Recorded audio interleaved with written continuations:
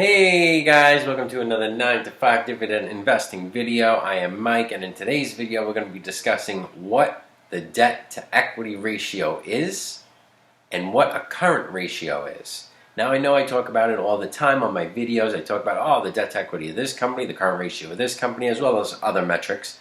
But in today's video we're actually going to be going over what exactly these are and how you get these ratios.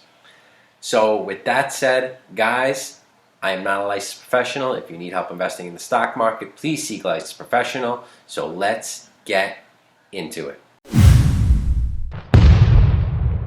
What is the debt to equity ratio? Debt to equity.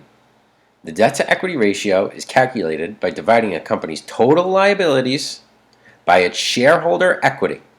These numbers are available on the balance sheet of a company's financial statement. The ratio is used to evaluate a company's financial leverage.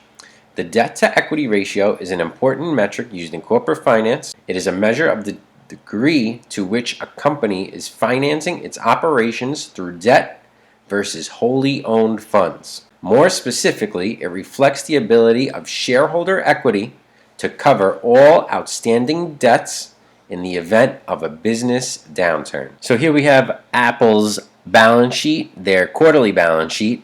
So we're going to take the total liabilities number, as we could see from down here, of $225 billion and divide that into the shareholder equity of $96 billion. We get a number of about 2.3. So that is the debt to equity ratio for Apple, 2.3. Now, yeah, that doesn't sound so good for Apple. I mean, we don't like to look at companies with a debt to equity ratio over 1.5. That's completely true.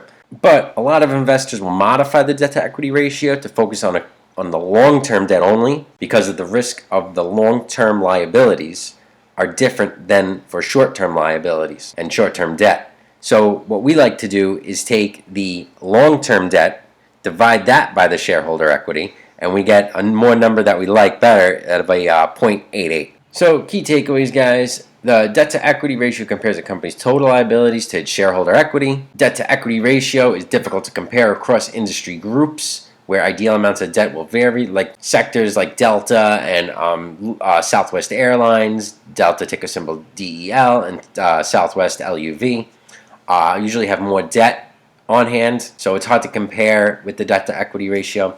Investors will have to modify the debt to equity ratio and focus on long-term debt. That's what I like to do because, again, I look companies in the future. I hold and hope that they go up, but while collecting that dividend. And again, my idea is to never sell. So now we covered the debt to equity ratio. I just want to tell you guys where I get this information from. Check out investopedia.com. Great website. Any question you have about different ratios in the stock market, of course, watch my videos first. But any question that you have about anything in the stock market, check out Investopedia. Another website that I love to use is macrotrends.net. They actually break down all these numbers also. So please check out macrotrends.net. So let's get into the current ratio now. What is the current ratio? The current ratio is a liquidity ratio that measures a company's ability to pay short-term obligations or those due within 1 year. Analysts compare a company's current assets to its current liabilities.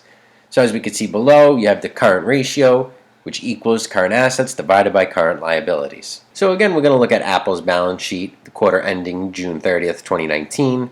We're going to take Apple's total current assets of $134 billion, divide that by the total current liabilities of $89 billion, and we get a current ratio of 1.5. Again, current ratio of 1.5, very good. Debt to equity, as you saw when we took the liabilities only, we got a 0.88.